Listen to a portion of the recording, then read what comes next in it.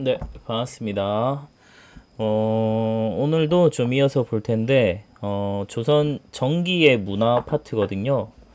그래서 사실 요 문화 파트는 별로 어려운 내용은 없어요. 근데 조금 이제 설명이 필요한 부분이 요 훈민정음 창제라고 하는 부분은 조금 제가 변명할 것도 있고 조금 봐야 될 것 같아요. 음, 백성을 가르치는 바른 소리 이런 뜻이죠. 훈민정음. 그 의미만 봐도 사실 알 수 있는데 당시 이제 지배층만 한자를 사용하고 대부분의 백성은 글자를 모르는 상태였죠. 그러다 보니까 자, 요걸 봐야 되는데 자, 세종의 생각은 요거였습니다. 백성들이 글을 알지 못하니 억울한 일을 당해도 말할 수가 없고 못된 갈래들이 뭐 글로써 속여도 당할 수밖에 없구나. 그래서 나란 말씀이 dwi귀게 달아 서로 사마띠 아니할세 어린 백성이 늙어져 홀빼이셔도 뭐 이렇게 쭉 얘기 나오잖아요. 제 뜻을 실어 펴지 못하노미하노라 내 일을 어여삐 여겨 새로 28자를 맹가노니 뭐 이런 식으로 하면서 날마다 씀에 익혀 뭐, 뭐 이런 얘기 나오죠. 그래서 백성들이 어려운 한자를 익히기 어려우니까 그래서 이 쉬운 글자를 좀 만들어서 글을 깨우쳐서 억울한 일을 좀 당하지 않게 좀 도와주고 싶다 그런 애민 정신이 드러나는 게 바로 이제 훈민정음이라고 볼 수 있겠고요. 실제로 그렇단 얘기는 관리들이 사기를 많이 쳤다는 얘긴 거죠. 그래서 백성들이 억울한 일을 많이 당했다 이런 걸로 좀 볼 수도 있는 거고.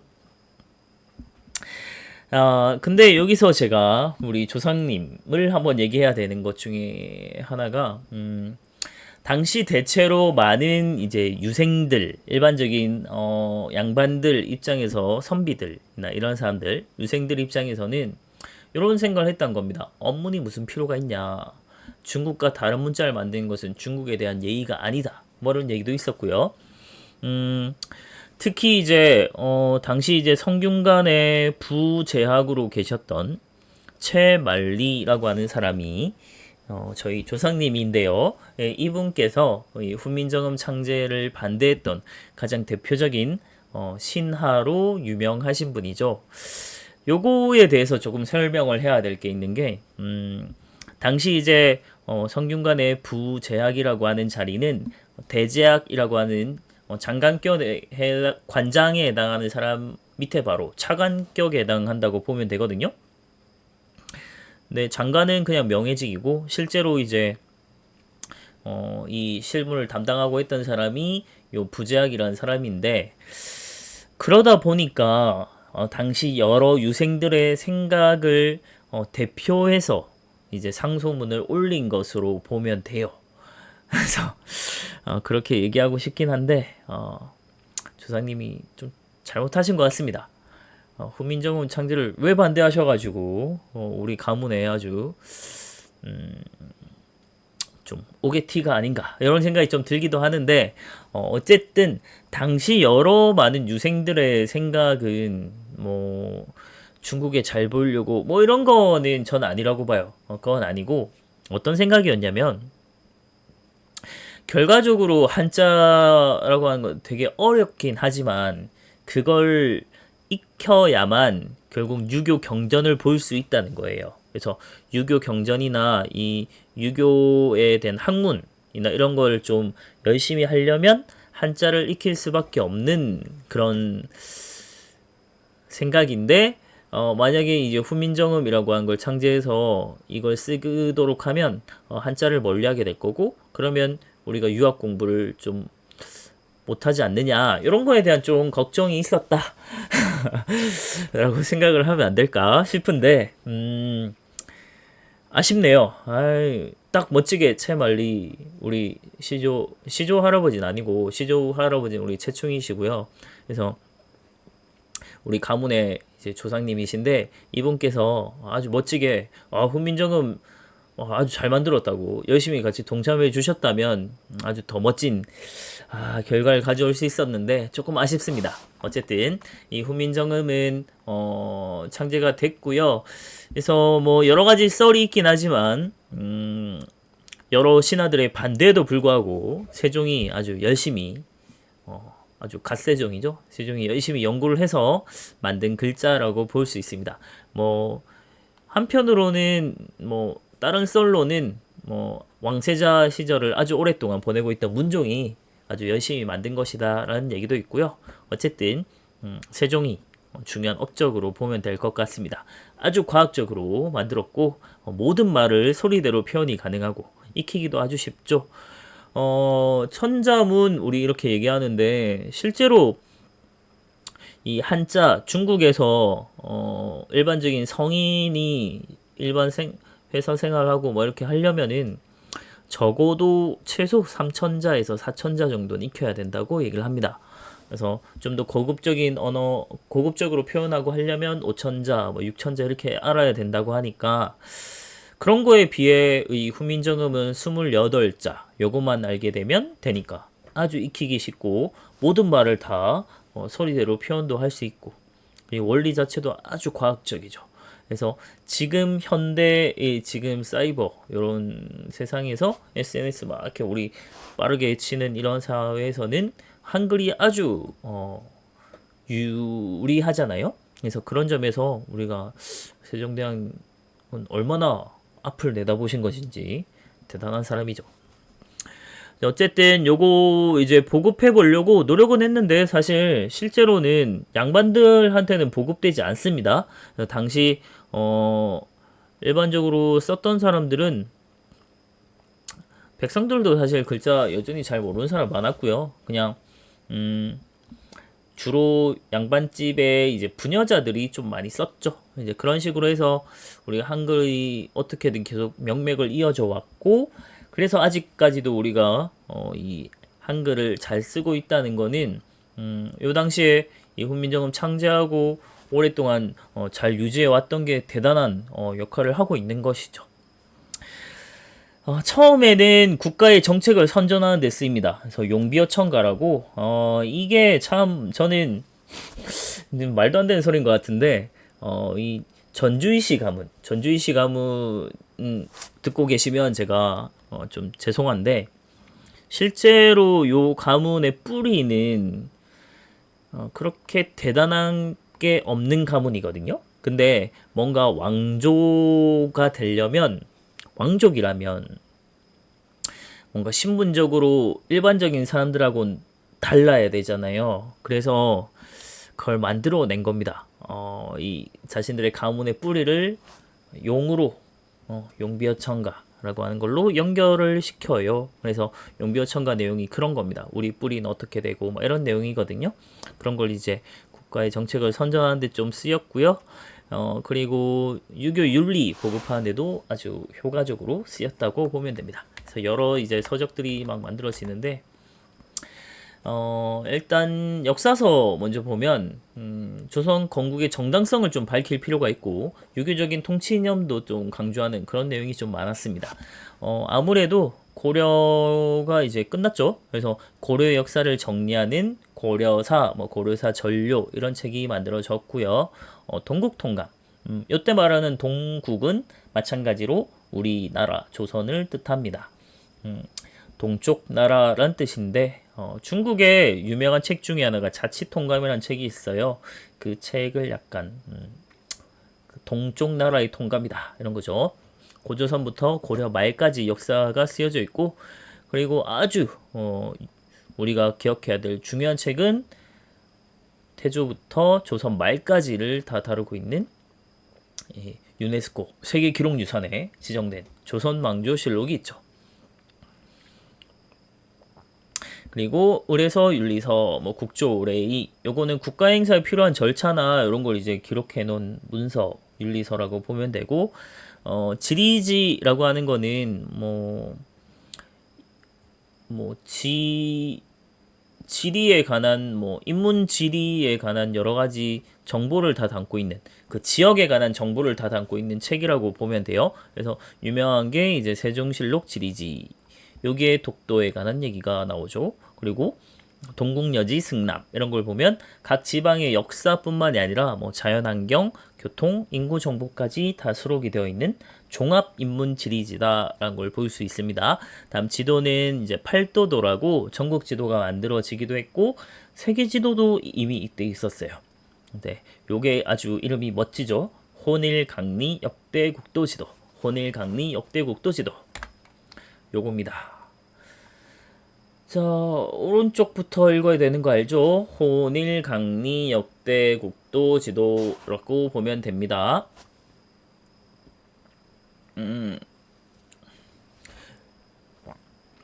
자, 근데 여기서 좀 특징을 볼 수 있는 게 딱 정중앙에 보이는 건 바로 중국이겠죠? 그래서 요거를 뭐 중화 사상이 아주 쩔어 있는 그런 지도다라고 보는 사람도 있는데 우리가 여기서 또 간과하면 안 되는 사실은 이 중국 옆에 있는 요 땅 한반도죠. 약간 뭔가 억지로 이렇게 우리 지도 늘려놓은 듯한 이런 느낌이 들기도 하는데 이 한반도가 옆에 요 중국 왼편에 있는 요거는 이제 아프리카거든요. 아프리카 대륙인데 아프리카 대륙만한 게 한반도예요. 한반도가 더 크죠. 그래서 중국 다음 가는 나라는 바로 우리 조선이다라고 하는 어쩌면 또 자부심이 드러나는 걸 수도 있는 게 요 혼일강리 역대국도 지도고 요 한반도 아래 조그맣게 뭔가 이렇게 삐뚤어져 있고 이렇게 좀 쩌리 같은 느낌으로 있는 게 바로 일본입니다. 그래서 우리가 일본에 대한 개념도 좀 알 수 있고 그리고 나름대로 이제 아라비아 반도라든지 그리고 아메리카 대륙 아프리카 아메리카는 요때 없습니다. 그래서 아프리카까지 그려져 있는 그 당시에 최대한 알 수 있는 세계의 모습을 다 그려져 있다고 하는 게 꽤나 대단하죠. 요 당시에 아프리카라는 존재를 알았습니다. 조선 사람들이. 그래서 세계관이 꽤나 컸다, 아주 글로벌했다라는 걸 알 수 있는 거죠. 자, 그리고 천문과 역법. 조선은 마찬가지로 언제나 왕조들은 되게 천문이나 이런 것들을 되게 강조해요. 왜냐면 백성의 생활과도 아주 직결되는 농사와 직결되는 문제이기도 하고 그리고 왕권이랑도 아주 관련이 있다고 했잖아요. 천문학. 그래서 천문학을 잘 안다는 게 왕권하고도 아주 관련이 되는 거라서 대표적인 이제 천문도로 볼 수 있는 게 천상열차 분야 지도입니다. 책에서 우리 봤었죠. 요거는 이제 경복궁의 입구 쪽에 딱 들어가서 왼편에 보면 국립고궁박물관이라는 곳이 있어요. 거기 들어가면 갖가지 여러 이제 보물을 좀 보관하고 있는데 거기 가면 제가 가장 인상 깊었던 것이 요거 천상열차 분야 지도입니다. 여기에는 제가 잘라서 이렇게 넣어 놓긴 했지만 실제로 이제 천상열차 분야 지도를 보면 되게 멋있어요. 이 되게 시꺼먼 이런 이제 돌 같은 데 비석 같은 데에 새겨져 있는 거거든요. 그냥 그림이 아니에요. 그래서 딱 보면 굉장히 크기도 크고 좀 뭔가 확 와 멋진데 이런 생각이 좀 듭니다. 근데 더 대단한 거는 요 천문도에 나와 있는 여러 별자리나 이런 것들이 지금 봐도 매우 정밀하고 정확하다는 거예요. 그리고 또 빼놓지 않고 기억해야 될 건 요 천문도 이 천상열차 분야 지도를 만들 때 참고한 게 고구려의 천문도입니다. 그러니까 우리가 생각한 것보다 고구려의 천문이나 이런 과학기술 이런 것들이 생각보다 많이 발전돼 있었다라는 사실입니다. 우리가 생각할 때 고구려는 그냥 싸움만 했던 그런 느낌 같지만 실제로는 문화적으로도 꽤 많이 발달해 있었다라는 거죠. 그리고 천체의 운행을 관측하기 위한 혼천이, 간이 이런 것도 있었고요. 그리고 해시계, 앙부일구 이런 거 이제 도로에 설치해서 백성들에게도 드디어 시간을 인지할 수 있게 해줬다라는 게 아주 대단한 거죠. 그리고 물시계에서 자경루 이런 것도 만들었고요. 그리고 빼놓지 않고 좀 기억을 해야 되는 것 중에 하나가 이 칠정산이라고 하는 겁니다. 칠정산은 역법서예요. 역법이랄 때 이 역은 우리 역사할 때 그 역자기도 하고요. 그래서 지낼 역자, 지나갈 역자, 시간을 뜻해요. 그러니까 우리 달역 할 때 그 역이에요. 그래서 역법은 날짜를 세는 이 법 이런 거거든요. 그러니까 달력이라고 생각을 하면 되는데 이 기존의 역법은 주로 우리가 가져왔던 거는 중국을 통해서 들여오는 거죠. 근데 문제는 우리나라 기준이 아니에요. 그래서 날짜나 이런 것들이 아무리 정밀해도 거기선 정밀할 수 있지만 우리나라 기준으로 했을 때는 안 맞는 부분이 있는 거예요. 그래서 그걸 연구해서 한성을 기준으로 만든 역법서가 바로 칠정산입니다. 요때 원나라의 이제 아주 중요한 역법 중에 하나가 수시력이에요. 수시력이라고 하는 거랑 그리고 이슬람의 아랍의 회해력이라고 그걸 이제 합쳐서 좀 참고해서 만든 한성을 기준으로 만든 역법서가 칠정산입니다. 그다음 농업기술 추구기 제작해서 말 그대로 비를 측정하는 거죠. 그래서 가뭄이나 홍수 피해를 예방하기 위한 이런 것도 이루어졌고 그리고 난 정말 진짜 갓세종이다라고 생각하는 게 또 요거예요. 농사직설이라고 하는 거. 농법서예요. 쉽게 얘기하면 농사법을 이제 소개한 책이라고 보면 되는데 기존에는 아무래도 중국에서 농서를 들여오다 보니까 우리나라 토양이랑 이런 거에 안 맞아요. 기후도 안 맞고. 그래서 우리나라 실정에 맞도록 뭔가 농서를 새롭게 편찬해야 된다 필요성을 느끼고 세종이 각 지역에 농사 잘 짓는 사람, 농사꾼들을 경험 많은 농사꾼들을 불러다가 실제로 농사도 지어보고 하면서 농사법을 만들어서 만든 책입니다. 그게 농사직설이에요. 그래서 정말 세종은 진짜 애민정신 이런 것들이 아주 드러나는 사람이라고 볼 수 있겠고 그리고 향약집성방이라고 요거는 이제 의학서 약제에 관한 그리고 질병 치료 방법 이런 걸 적은 책인데 향약이라고 하는 거 우리나라에서 나는 약제다 이렇게 보면 돼요. 그러니까 기존에는 역시나 의학서 같은 것도 중국에서 들여오다 보니까 우리랑 안 맞아요. 그리고 우리나라에서 구할 수 없는 약제도 있고 그래서 우리 주변에서 쉽게 구할 수 있는 약제로 좀 소개할 수 있는 책이 필요한 거죠. 그래서 향약 우리나라의 약을 집대성했다라는 거예요. 그래서 집성방 모아서 만든 책 향약 집성방입니다. 추국이죠.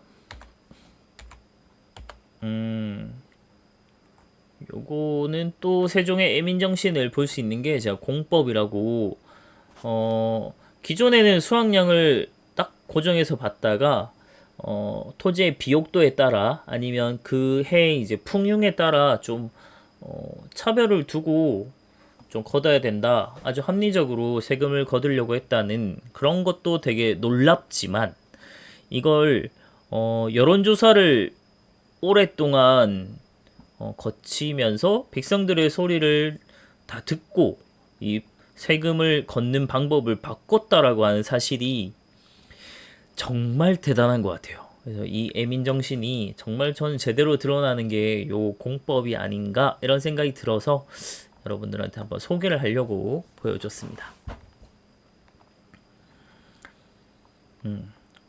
대단하지 않나요? 와, 여론조사를 했다니 그때 왕이 14년 동안 전국적으로 17만 명의 의견을 물었답니다. 정말 대단하죠. 자, 그 다음 예술 당시 대표적인 그림이라고 한다면 안평대군의 꿈에 나오는 목류도원도 그러니까 꿈에서 나온 도원, 무릉도원 그러니까 이상향이라고 하는 요걸 이제 그린 그림이에요. 그래서 안견이라고 하는 하원이 그린 그림이고요.